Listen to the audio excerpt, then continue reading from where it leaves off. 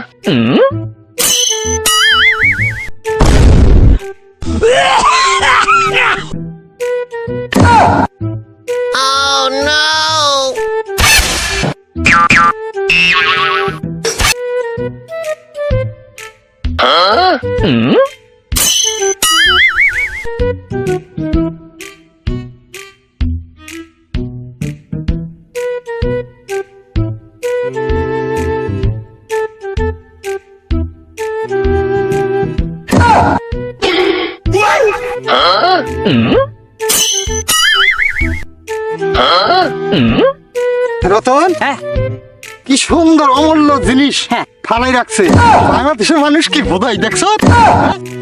খুব ভালো জিনিস। এই মলা ছাড়া বাংলাদেশের মানুষ বোকা বোকা। তোমার কাছে রুমাল আছে না? ভাই করো, ঢাকে নিয়ে নাও, মানুষ পরে খাওয়া নেবে নেই। বাংলাদেশের মানুষ আসলে বোকা। এখানে চল, তাড়াতাড়ি খাওয়ার খাওয়ার কি সুন্দর খাওয়ান এই জায়গার মধ্যে রেখে দিছে। বোধাই এই জন্যই তো শালার কাছে দেশ নিয়ে যাই। পেঁয়াজ দিয়ে নন কেউ যেন না দেখ। আলো ঠিক আছে, বেঁধে নে। আবার কেউ দেখে নাই তো। এই তুই ভিডিও করিস তো ঠিক মতে? এই ময়ূর ঘোষেরটা কিন্তু ভালো করে করিস, তাড়াতাড়ি কর, ভালো করে কর। এই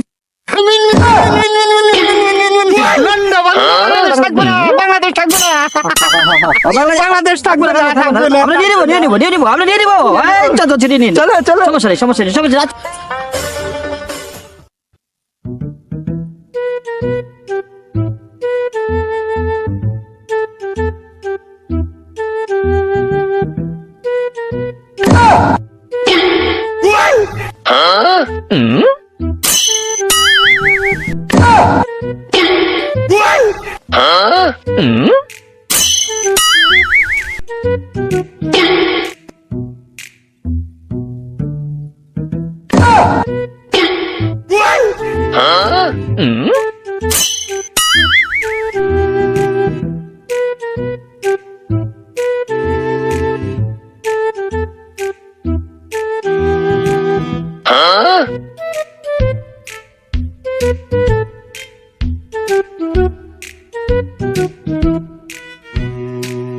বাংলাদেশে ময়ূর ঘোষ, তোমার এই যুক্তিটা দিল কিডা?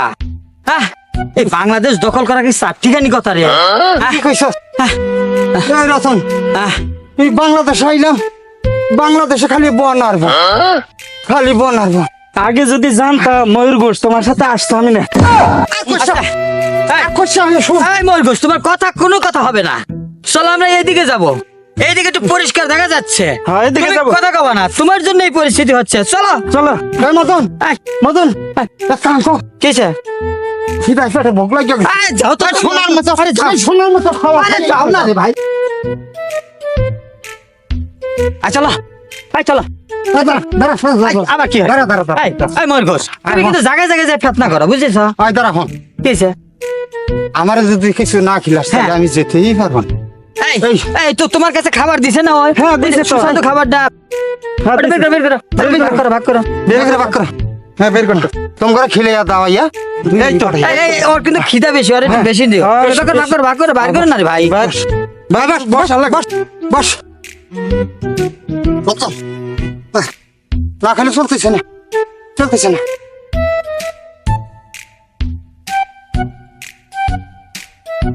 আয়দা তোরা যার যার মতো খাইয়া যার যার মতো প্রতিশোধ নো, আবার আমরা খাওয়া দাওয়া করে পর প্রতিশোধ করি নাকি? আচ্ছা ঠিক আছে, ঠিক আছে, যাও।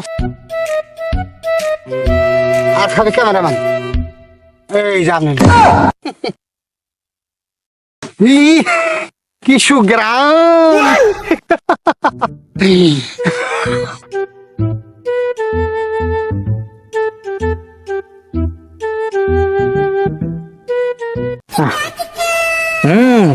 এত সুন্দর সুস্বাদু খাবার তাহলে আমাদের কলকাতায় তো পাওয়া যায় না।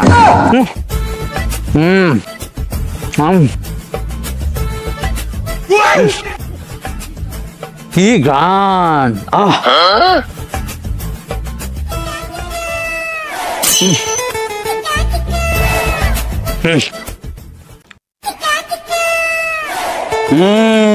আর ময়ূর ঘোষ কি খাওয়াইলো রে, এত সুন্দর সুস্বাদু খাবার। ইস, আওয়াটা খুব সার্থক হয়েছে। এইরকম খাবার ময়ূর ঘোষ সামনে পাওয়া যায় কিনা দেখো তো আরো। এত সুন্দর খাবার বাংলাদেশের মানুষ বোধাই সোনার নাগালা খাওয়ান রাস্তায় ভাড়া যেতে হয়। আমরা এত সুন্দর খাওয়ান কলকাতায় খাই নাই, বাংলাদেশে খাইতেছি। হ্যাঁ খা, আর বোধহয় এই খাওয়ান খাইতে পারবো।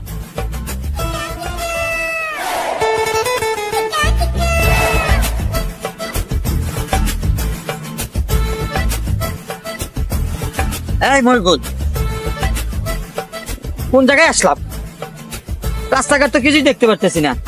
আরে বাংলাদেশের মানুষ কি তলুয়ার আবাদ করে নইছে। এটা তরবারি না, এটা হইল খাবার রক্ত।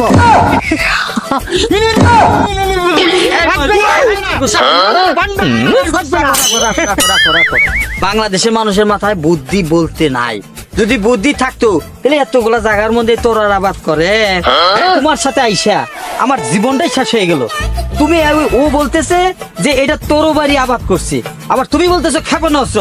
আসলে কোনোটাই ঠিক না। চলো, বাংলাদেশের মানুষ খুব বোধাই। চলো থাকবে না, ভান্ডা ভান্ডা বাংলাদেশ থাকবে। এই ময়ূর ঘোষ, এই যে দেখো দেখো দেখো দেখো দেখো দেখো বাংলাদেশের মানুষ দেখো এই খেতের মধ্যে দেখো দেখো গ্রেনেড আবাদ করতেছে।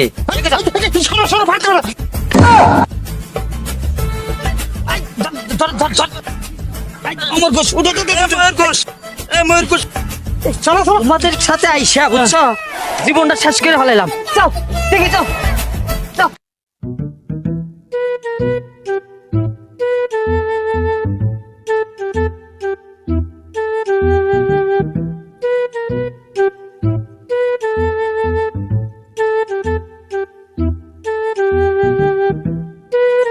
ক্যামেরাম্যান ক্যামেরা ফিটিং করো। এরা হচ্ছে বাংলাদেশের বুড়া জঙ্গি। ঠিক বলেছ ময়ূর ঘোষ, এরা হচ্ছে বাংলাদেশের দাড়ি টুপি পরা জঙ্গি। এরা বাংলাদেশে জঙ্গি তৎপরতা বাড়ানোর জন্য বাঁশের অস্ত্র বানাইতেছে, বুঝছো? এরা আমাদের জন্য হুমকি স্বরূপ। ঠিক বলেছ রতনদা, এরা বাংলাদেশের দাড়ি টুপি পরা জঙ্গি। ঠিকই বলেছ। ও কাকা, এটা আপনি কি বানাচ্ছেন? আরে এত চুকাই বান করছেন কি জন্য?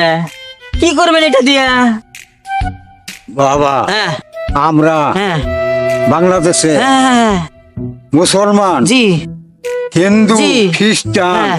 বৌদ্ধ হ্যাঁ আমরা মিলেমিশেই হ্যাঁ। বসবাস করি। আমাদের সুখ নষ্ট করে দিছে কলকাতার এক সাংবাদিক। এটা চোখা করছি তার পাশা দিয়া আমার জন্য, পাশাটা দেওয়ার জন্য, পাশাটা ক্যামেরাম্যান হ্যাঁ।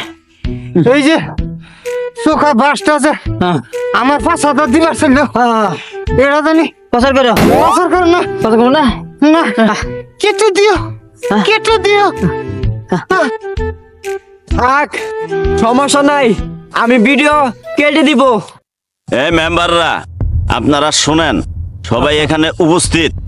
এই কলিকাতার পাগলা টিভির পাগলা সাংবাদিক বাংলাদেশে ঢুকেছে।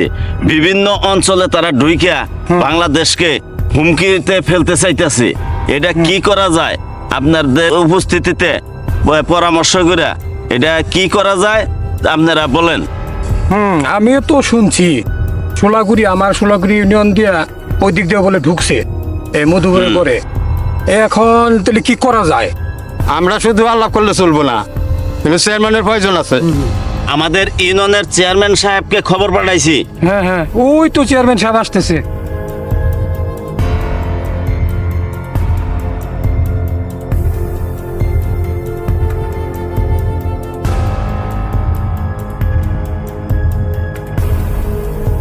আসসালামু আলাইকুম চেয়ারম্যান সাহেব। ওয়ালাইকুম আসসালাম। কেমন আছেন মেম্বার সাহেবেরা? আলহামদুলিল্লাহ চেয়ারম্যান সাহেব আমরা ভালো আছি। কি মেম্বার সাহেবেরা, কি এমন জরুরি অবস্থা যে এত তাড়াতাড়ি ফোন করছেন বারবার? খাবারটা পর্যন্ত পেলাম না। আর বলবেন না, আমাদের দেশে এই কলকাতার পাগলা চ্যানেলের পাগলা সাংবাদিক আমাদের অঞ্চলে ঢুকে গেছে, মধুপুর অঞ্চলে ঢুকে গেছে। তারা বাংলাদেশকে হুমকির সম্মুখে ফেলতে চাইতেছে, তারা বাংলাদেশকে ধ্বংস করতে চাইতেছে। এই পাগলা সাংবাদিক সারা দেশে খবর ছড়াই পড়ছে। চেয়ারম্যান সাহেব, এই জন্য আমরা যে যে অবস্থায় আছিলাম আপনারে ফোন করে দৌড়ে আসছি। আমি তো নিজে শুনেছি ওই কলকাতার পাগলা টিভির এক পাগলা সাংবাদিক ময়ূর ঘোষ, জি জি এই বদমাশ নাম্বার 1, সে বাংলাদেশ নিয়ে বিভিন্ন প্রপাগান্ডা ছড়াচ্ছে। বাংলাদেশের সাথে ভারতের যে সুসম্পর্ক তা নষ্ট করে দিচ্ছে একবারে একবারে আমরা বাংলাদেশের বাঙালি আর ওই ভারতের বাঙালিরা মূলত একই নৃতাত্ত্বিক গোষ্ঠীর মানুষ আমরা। কিন্তু এই বদমাশটা আমাদের শান্তি শৃঙ্খলা সব নষ্ট করে দিচ্ছে, আমাদের ভাই ভাইয়ের মধ্যে দ্বন্দ্ব সৃষ্টি করছে, সংঘাত সৃষ্টি করছে। কারণ আমাদের শিল্প সাহিত্য সংস্কৃতি ভাষা সব এক, শুধু পার্থক্য হচ্ছে ধর্মের ক্ষেত্রে। এই বদমাশ আমাদের এই মধুপুর ঘরে ঢুকেছে, আসু করে মধুপুর করে। আপনাদের সতর্ক থাকতে হবে, এলাকার মানুষ নিয়ে এইখানে প্রস্তুত থাকতে হবে, এদেরকে ধরতে হবে। এই ভুয়া সাংবাদিক, এই পাগলা সাংবাদিক, এই যে বাংলাদেশের শত্রু, ভারতের জন্য শত্রু। বাঙালির মধ্যে যুদ্ধ লাগানো উপক্রম করছে। আজ আমাদের অবস্থা কি অবস্থা হয়ে সৃষ্টি করেছে। আপনারা সবাই ঐক্যবদ্ধ হবেন। লুঙ্গি পরা আসতে সমস্যা নাই, মেম্বার সাহেবেরা লুঙ্গি পরাই ওই ওদেরকে ধরতে হবে। মেম্বার সাহেবেরা আপনারা তো জানেন ওই কলকাতার ওই পাগলা সাংবাদিকের একেবারে পাগল, ওর মাথায় যে গোবর, ও খায় মাদক, ও গাঞ্জা খুর। না হলে আমরাও বাঙালি, তোমরাও বাঙালি, তোমাদের সাথে আমাদের কিসের বিভেদ? তোমাদের ভাষা সাহিত্য সংস্কৃতি চিন্তা ধ্যান ধারণা সব এক, আমাদেরও এক। তোমরা আমরা একই জিনিস, একই নৃতাত্ত্বিক গোষ্ঠীর অন্তর্ভুক্ত, পূর্বপুরুষ এক থেকে এসেছি। আজ আমাদের সৌভাগ্য যে আমরা পাকিস্তানের ভিতরে পড়েছিলাম, সেখানে নিষ্পেষিত হয়েছিলাম, সেখান থেকে আমরা স্বাধীনতা অর্জন করেছি। আর তোমরা কলকাতার ভিতরে থেকে পশ্চিমবঙ্গ থেকে ভারতের অন্তর্ভুক্ত হয়েছ, তোমরা ভারতের ওখানেই শাসন মেনে নিয়েছো, কিন্তু আমরা স্বাধীনচেতা হিসেবে আমরা স্বাধীনতা অর্জন করেছি।